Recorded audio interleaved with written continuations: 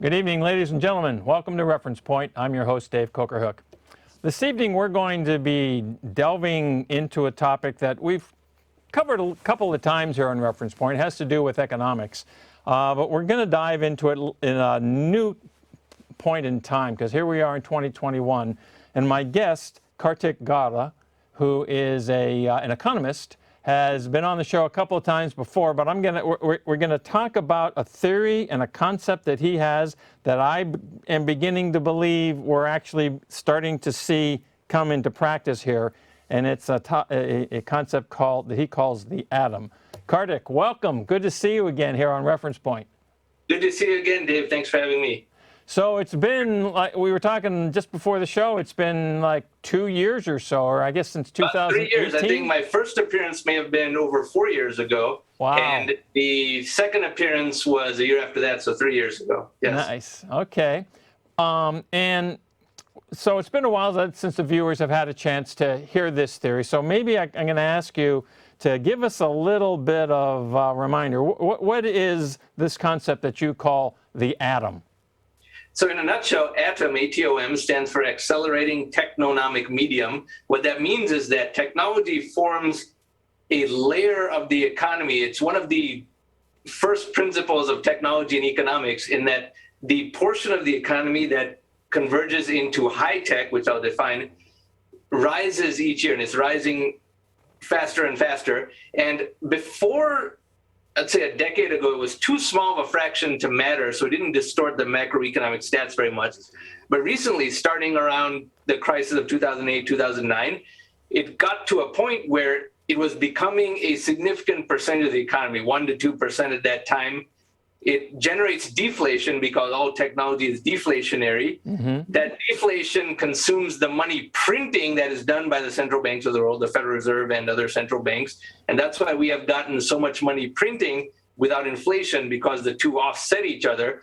This is a layer that can be monetized. It's a method by which the automation of activities, as well as all technologies, can be monetized for human benefit. And there are a number of ideas by which one can do that.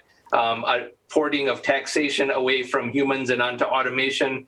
A country can create a sovereign venture fund of printed money and leverage the rest of the world's technological deflation for domestic benefit, provided it's the first country to do so, and things like that, all which we could talk about. So has the concept become, when we first talked about this 3 or 4 years ago, it was something that I had never heard of. I then went up to your website and I read the information, and it was just fascinating. Some of it was a little deeper than I was grasping at the time. But has the concept been starting to come to fruition? I know that you had mentioned in the past that you had talked to a number of leaders of the the funds in the different governments and things like that, and you hadn't necessarily found a willing ear. So how are things going? Are people beginning to grasp this concept and see the value proposition here? Well, the people who believe in just the ability of technology to increase productivity are grasping the concept. However, the establishment that guides policy, which comprises of economists who have PhDs in economics, they most certainly are not. Now, what has happened since I first wrote my book, which was early 2016, so about 5.5 years ago, I had far less data to go off of at that time than I do now. Mm-hmm. Since that time, the world has printed another $16 or $17 trillion. There is still no aberrantly high inflation. The media says there's a lot of hyperinflation, but I have an entire YouTube channel and so forth that shows that is not really the case, because commodities are not rising in price, and they fixate on the one thing that may rise and not the other 99 items that may not rise. And the COVID-19 crisis has caused a huge amount of money printing to occur, but still no aberrant inflation. And so the amount of cumulative money printing is rising on an exponential trend, as I predicted. Right. The rate of annual growth of that printing was in a band of 16 to 24% a year, which I wrote way back in early 2016. And that band continues to hold. And now, after that many years of that rate of growth, we're at a very large base of compounding. So now the world world has to do about $400 billion a month of money printing just to offset technological deflation, whereas 10 years ago it might have been 75 billion.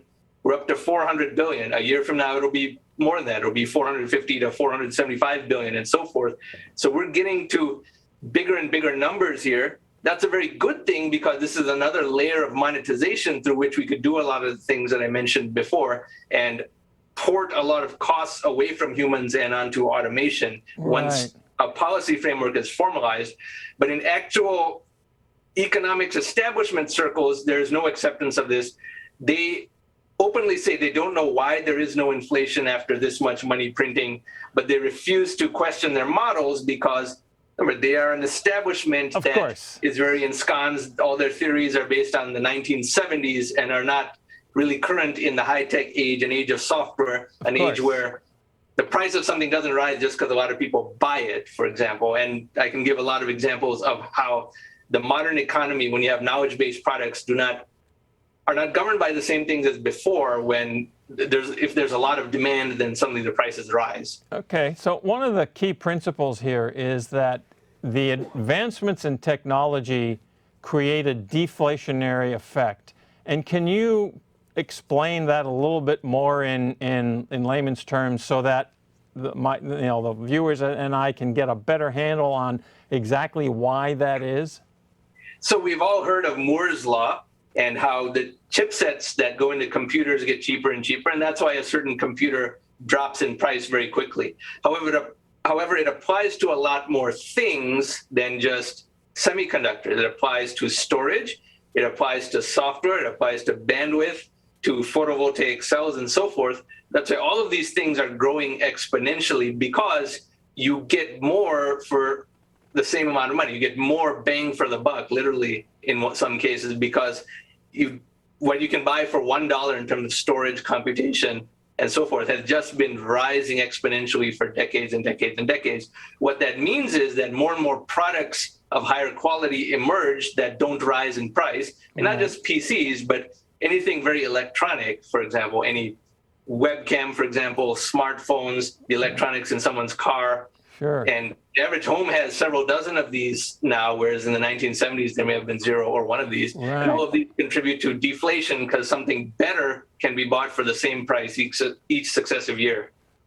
I'm beginning to really grasp that. The thing that came to mind to me is these thumb drives. Now you can get a 10 gigabyte thumb drive or even a tetrabyte thumb drive that costs $15 or something like that, and you used to pay more for that when they were like 5, megabyte hard. I mean, it's just like the whole. Even when a high-tech manufacturing process applies to low-tech products, we see that at a slower rate, but we see that over there as well. I'll give you 2 examples that are almost kind of funny.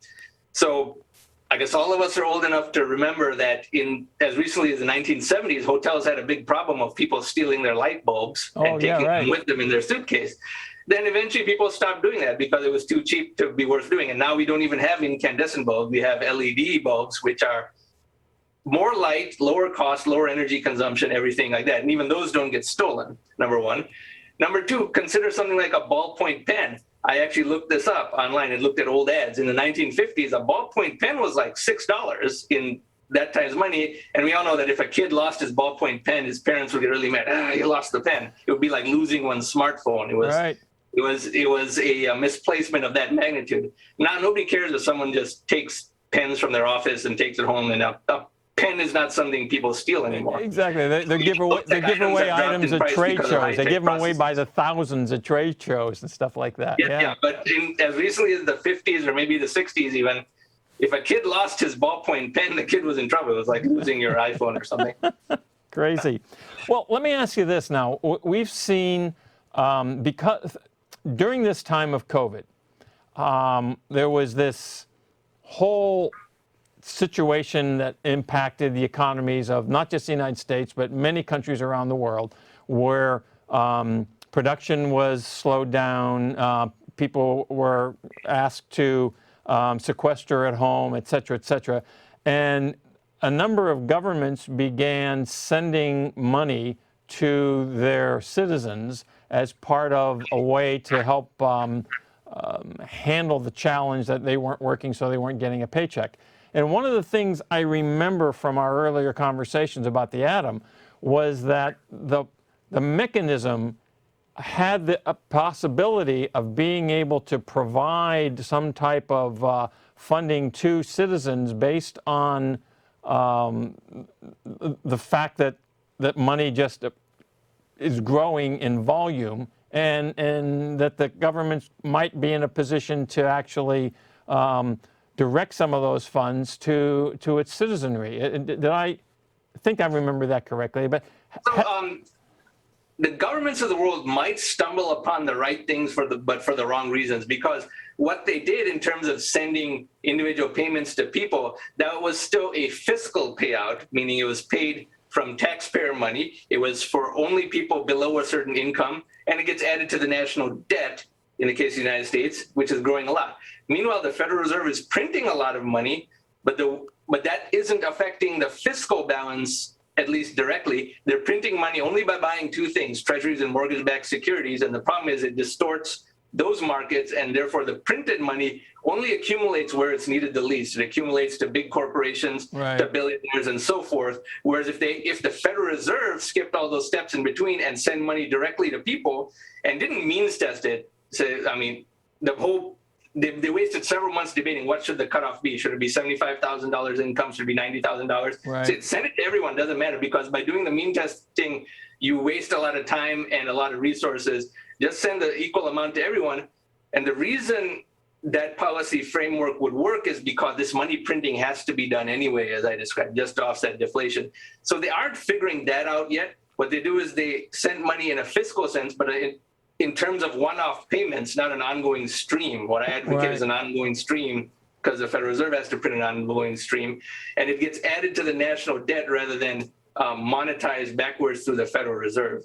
So they will slowly be pushed into the right solution just through market forces, but not through some epiphany of realizing how many steps in between they could eliminate. Yeah, rather than having an aha moment, they're going to be forced into it, is what you're saying. So It'll be another country other than the United States first, because the United States will absolutely not be the first to take this enlightened step towards monetization of technological deflation.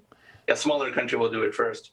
in doing that sort of a thing, does it provide a disincentive for the individual to open a business, go to work, have a career, or anything like that? It would, which is why I say for any universal income program to actually work, it has to be paired with a simultaneous phase out and eventual elimination of income tax on people. That is something I'm very consistent about throughout my publication, in that this money printing has to offset income tax dollar for dollar until income tax becomes less and less and less. And eventually there's no income tax on people. So people are receiving a universal payout, but there's no tax. So whatever disincentive there is to work is more than offset, maybe not for every individual equally, but it's more than offset in the economy by your return on working is so much more, and your customer has so much money because they're not paying income tax. Now, here's the thing. It is technologically and economically possible to phase out income tax by 2025, which is only 4 years away. I wrote that in my book published 2016, when it was 9 years away. That date still holds, 4 years away. But I said technologically and economically possible. It is not politically possible. Right, That's what right. would happen.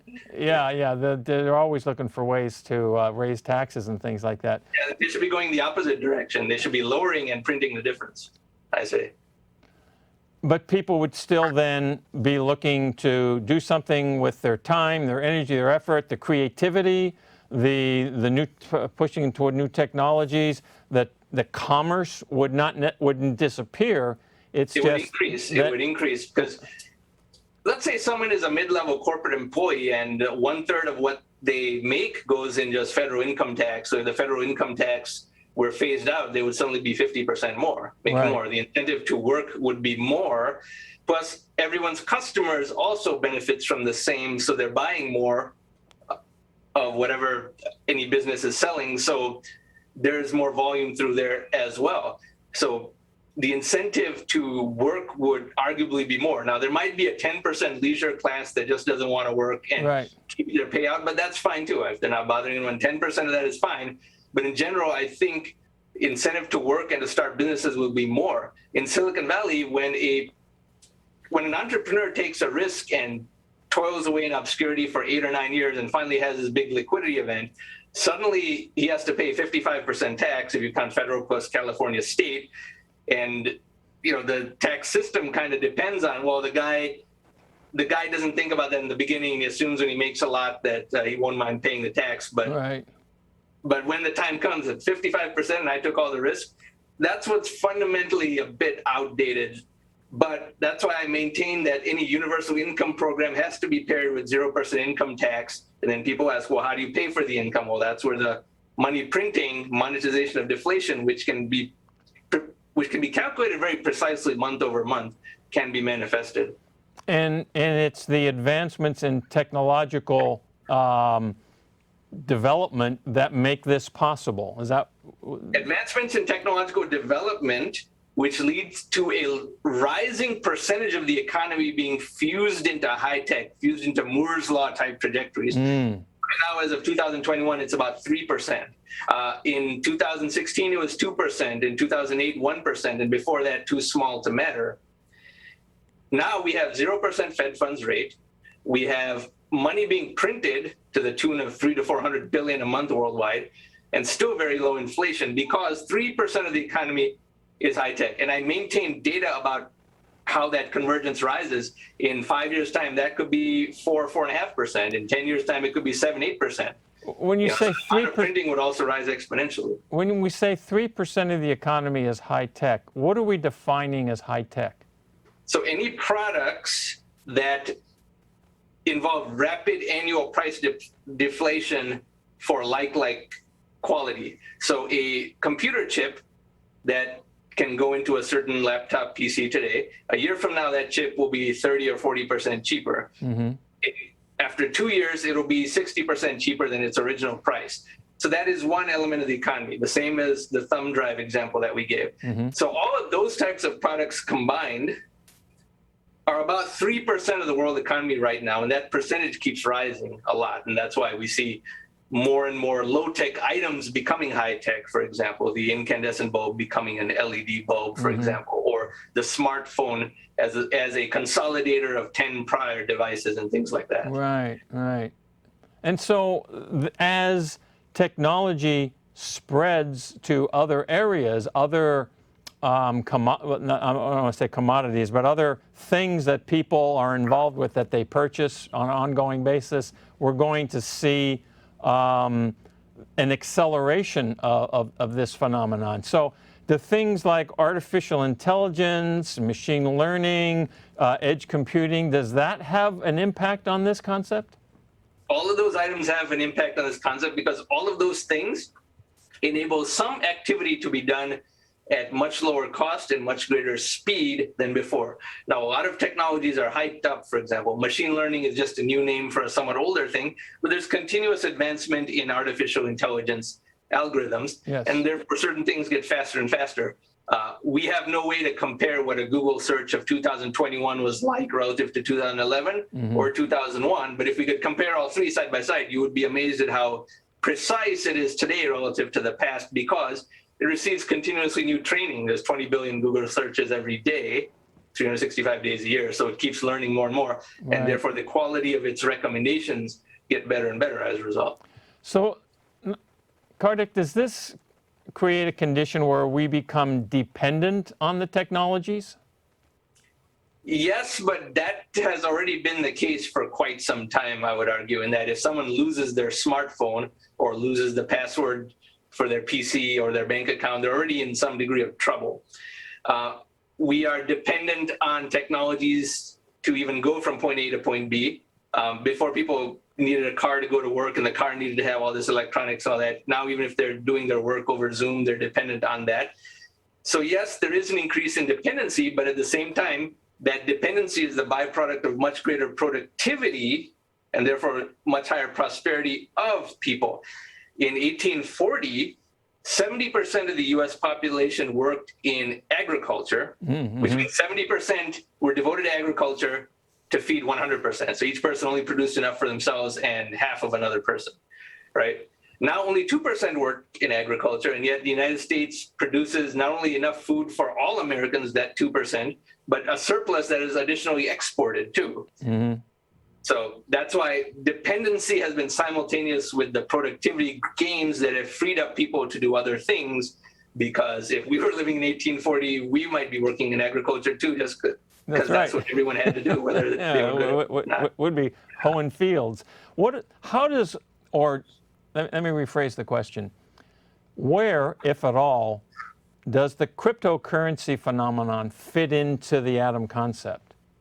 So that's an interesting question. Now, I'm not a huge fan of cryptocurrency in that the product layer that it represents is unnecessary. What is necessary is a decentralized network that can process transactions more quickly and is not necessarily something that concentrates power in one place. But the problem with existing cryptocurrencies are what you really need is distributed ledger, right, which is unofficially called blockchain, but the more technical term is distributed ledger, because that is a much lower cost of security and recording of all the transactions. For things like Bitcoin, the problem with that is Bitcoin is famous relative to other cryptocurrencies only because it was first. There are 11,000 cryptocurrencies and new ones coming up every day. Right. Bitcoin is famous because it was first, but by being first, it is technologically the most primitive. Yes. Bitcoin has a distributed ledger that cannot do smart contracts, which is the most important aspect of any distributed ledger world. It has extremely energy efficient mining, whereas newer cryptocurrencies don't have mining. Bitcoin is only famous because it was first, and everyone is always trained to think that the first of a series is the best. Every country thinks that their first leader was the best one. Anytime a character is played by multiple actors, everyone thinks the first one is the best. That's just human nature. But technologically, Bitcoin is to newer distributed ledger projects what the iPhone 1 was to the iPhone 11. Got it. Okay. So does it have a place, that concept, does it have a place in the atom? It has a place in the atom to the extent that it forces governments to innovate greater levels of security and easier transactions in a way they may not have been forced to if cryptocurrency had not become big enough that it's a little bit of an embarrassment for them, for the nation states. Okay. So in that way, it's a forcing function to the existing nation states and prevents cartelization of sovereign states and established currencies. Okay, and does the continual internationalization, if that's a word, of just business transactions, I mean, the economy, you know, you go back a couple hundred years, and even probably right after World War II, you know, in the United States, it was pretty much the economic activity was dominantly domestic, okay? Now everything is international. I mean, so does the growth of the atom concept enhance this kind of international growth and prosperity? Absolutely, and it does so on multiple different levels. For one thing, the money printing itself is borderless. One thing that kind of drives me nuts is when someone says the Federal Reserve is printing so much money, therefore gold prices will go up. Well, the Federal Reserve is the central bank of one country. Gold is priced internationally. The United States is a contributor of only 25% of the world's printing, and whenever the United States stops money printing, if the other central banks are printing a lot, it still flows into the United States. So only the combined world total matters, and that's why things are international that way. Plus, a software-based economy gets out of a lot of the things that have slowed things down or have been choke points of trade before. Like we hear about supply chain disruptions, but more and more is software. What is the supply chain disruption with Netflix, which is available worldwide, for example? Right. You hear about port strikes and dock workers and things like that, preventing shipping containers from being unloaded. That's still important, but it's less and less of the dollar value of things because more and more business is software oriented. And now we have people as well. What's fascinating to me is that video conferencing technologies such as Zoom, which we're using right now, they've existed since, let's say, 2007, right, but they never got to critical mass. But now because of a pandemic everyone is forced to use it. Now people are used to it, and many people are not going back to the office. Silicon Exactly. Valley has already adapted to remote work. 1/3 of the time in the office at most, there's not traffic jams at 5 p.m. like there used to be. So even people are doing that. And now because of that, some people say, hey, I can live in a lower cost of living place. Right. First, you go a few miles away because it's cheaper. Then they cross state lines because when you have taxation in a city or a state that's very high, that was based on the premise that, okay, it's too far away for someone to live in a different state, but now when you're over Zoom and you're not physically going to your office, technology has adapted around something that was too expensive and too much of an obstruction. Right. Kartik, we've only got a couple of minutes left in the show. I want to ask you one last thing here, because it seems to me that the advent of the atom really being taken on and adopted has the potential to impact the poverty. You know, I mean, you get third world countries where people are living on, 72 cents a day and stuff like that. It would seem that it has the potential of raising the standard of living globally. Am I seeing this correctly? Absolutely, and thank you for seeing that, because in chapter 9 of my publication, I give some poverty stats, but think about this. Half of all economic growth that has ever happened has happened after the year 2000, so in the 21st century itself. Now, we don't feel that way in America, but consider the high growth rates of places like China and so forth. If you take the world average, half of all economic growth has happened after 2000. And there will be a point in the not too distant future where we will be able to say half of all economic growth happened after 2021. Maybe that is only 2023 or 24 based on that percentage annual growth rate of printing that I mentioned. Similarly, world poverty, as measured by $2 a day and adjusted for purchase power, dropped from 95% in the year 1820 and all the centuries before 1820, but 95% in 1820 to about 70% in 1970. So that took 150 years, to under 10% today. So 1970 to 2021 was 70% falling to 10%. Wow, fantastic. Well, we seem to have reached the point. I've just got the signal that we have something like 30 seconds left in the showtime here. This is awesome. I'm really glad you were willing to come back and have us talk about this again. We're going to need to do another one of these in the not too distant future, because the concept is so interesting and important that I think people need to really understand it. So, ladies and gentlemen, we appreciate your watching. Kartik, thank you for being here at Reference Point. And folks, we'll see you next time.